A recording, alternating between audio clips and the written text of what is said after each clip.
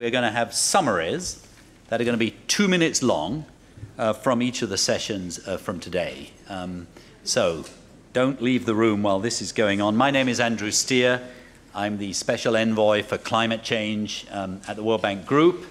It's a new position. President Zelik felt strongly that whilst we are extremely proud of all the things that are going on around the World Bank Group on climate change in all the different departments and institutions that make up the World Bank Group, it'd be good to have somebody who looks across the whole thing and then has the challenge of making sure we stay up on the cutting edge and then also engages internationally so that the 131 countries that we're now supporting on climate change issues, the lessons we're learning, will then be leveraged into the international debate. And so we're very active indeed in the lead up to Cancun. And let me say the subject that we've been discussing today is of very great importance to the World Bank Group, as it is obviously to you, or you wouldn't be here. So I'm not going to introduce the speakers because they've been introduced already during the day.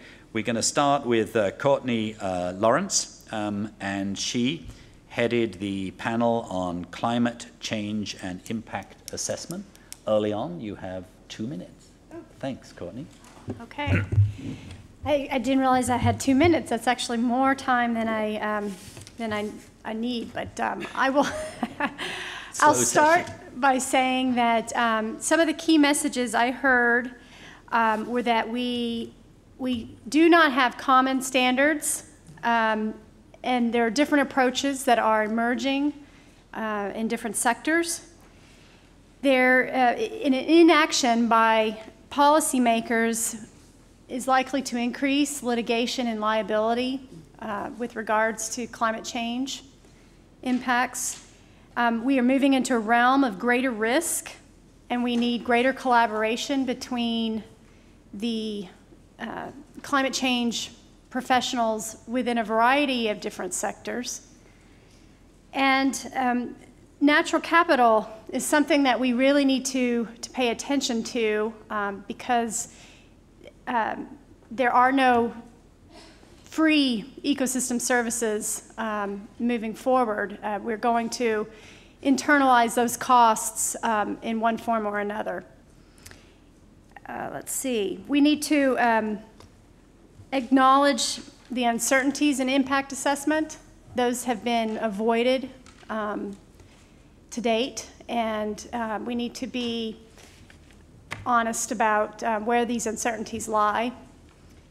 And I'll end with we need to build capacity with within the field of impact assessment, and that will, of course, depend on greater collaboration. Great. Thank you very much indeed, Courtney. And I think you all met Courtney earlier. She's from Citibank. Next, we're going to turn to Peter Kroll from CEDA.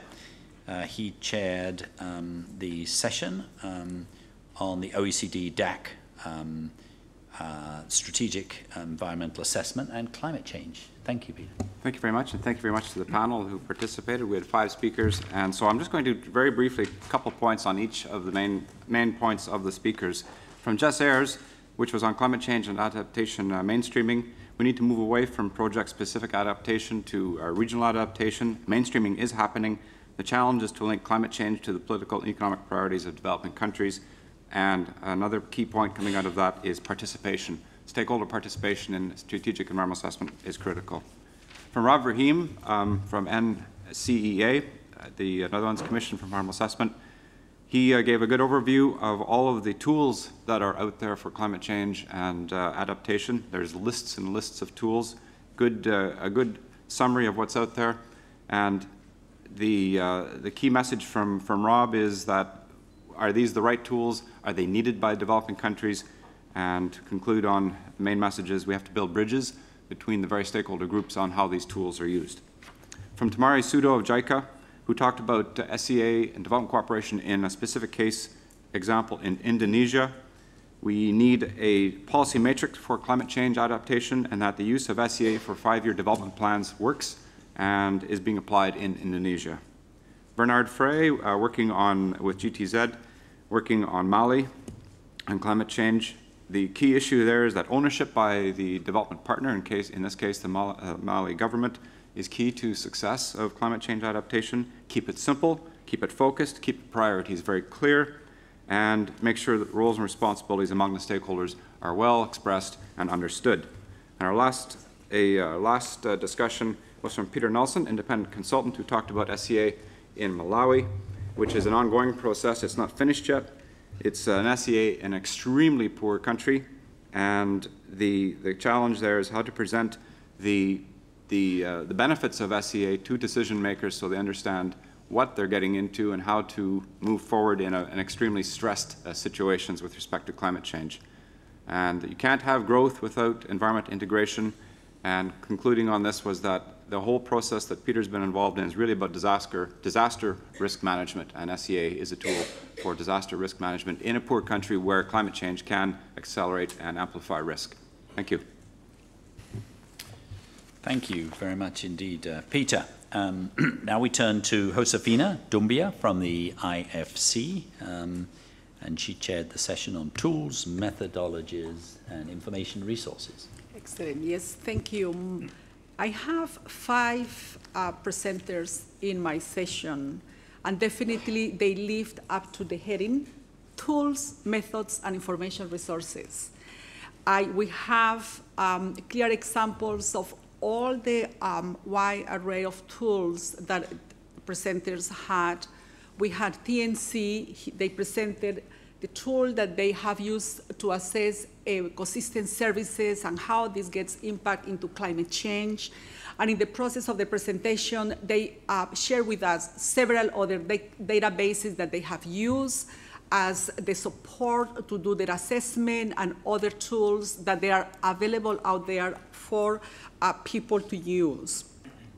We have the climate change portal, which is a summary of a combination of data sets and information that the bank has been collected throughout the work that they consistently have been doing, and it is available to the public, and there is another portal, another window through which we can go to access the information and to be able to build the basis to make the decisions and the assessment that we need to go forward.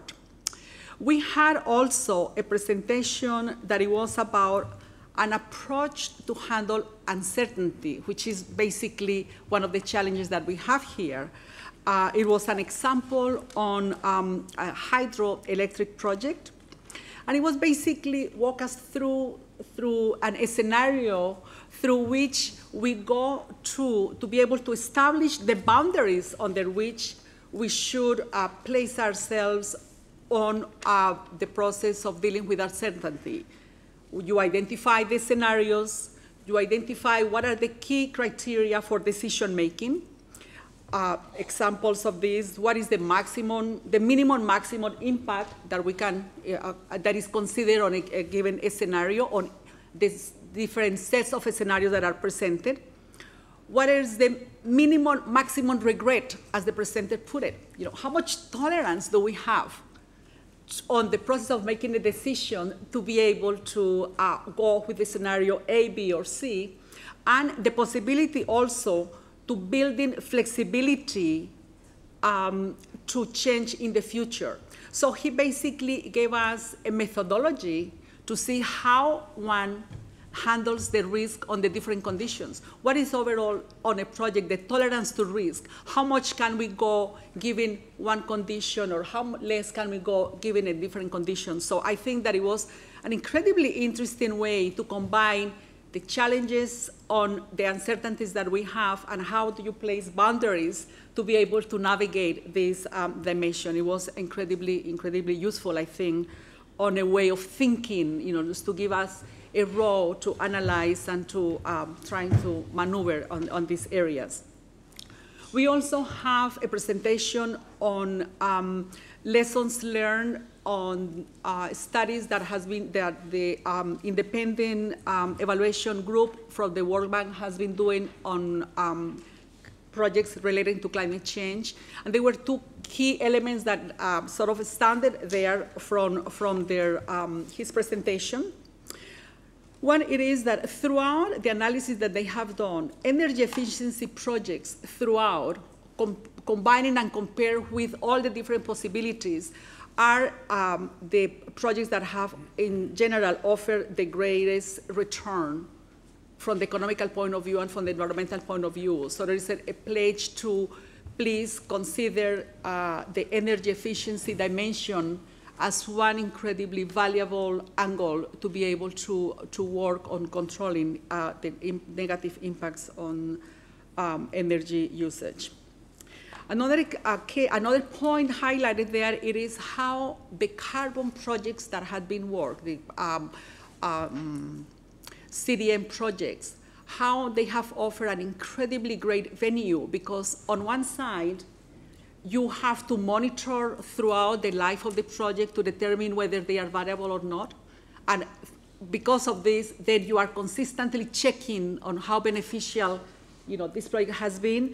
And the other point, it is the transparency element linked to this, because you have to report throughout the years what are the outcomes. So here you have sort of two elements that have proven that the carbon credit projects are also a great asset on this dynamic, positive contribution from the works that the World Bank is developing related to climate change. Good. Thank you very much. Thank you very much, Josefina. Professor Michael Gerard of Columbia Law School chaired the session on the North American experience. Thank you. We had 3 speakers, one from each country in North America. Michael Smith of ICF for the United States described how the evolution of greenhouse gas consideration under the National Environmental Policy Act is largely driven by litigation and NGOs. The U.S. Council on Environmental Quality, as many of you have heard, in February of 2008 released draft guidelines. No one is quite sure when the final guidelines will come out, although we're told soon. One particularly controversial aspect of them is that they left for another day the issue of how consideration of land management activities is going to be assessed under NEPA. The federal government, of course, manages vast tracts of land. There is a lot of attention traditionally paid to mitigation and now an increasing amount to adaptation, both as part of the NEPA process and as a part of other federal policies that are emerging, in addition to increased federal attention to energy and greenhouse gas impacts of federal projects themselves, federal undertakings. From Canada, we had Dean Stinson O'Gorman of the Canadian Environmental Assessment Agency, which implements the Canadian Environmental Assessment Act. Canada is, of course, closely integrated with the U.S. economy and tends to follow U.S. policy on these kinds of issues, which sometimes drives it forward and sometimes holds it back in terms of what it's doing on climate change.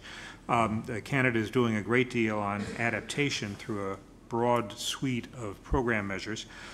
In 2003, guidelines were released on preparation of the consideration of climate as part of the EIS process, but it is not clear how extensively these guidelines have been followed. However, just last month, the federal government released the Federal Sustainable Development Strategy, and that's going to be linked in with the EIS review process. And so there are high hopes for how these two kinds of policies are going to work together. It was also noted that under the Canadian Constitution, environmental protection is a shared responsibility of the federal government and the provincial government, and so that often leads to tensions and particular issues. Luis Vera of Mexico described the ongoing studies that are being done in Mexico on how best to adopt an EIA program. The eyes of the climate change world, of course, are going to be trained on Mexico in 2 weeks because COP16 will take place in Cancun. There are several proposals for legislation on climate change that are actively being considered in Mexico, and there is the beginnings of the evaluation of climate change as part of their EIA process. We heard a number of interesting case studies of how that's being done, and it was also very interesting to hear about new rules for social participation, which have been adopted in Mexico, and how they're working.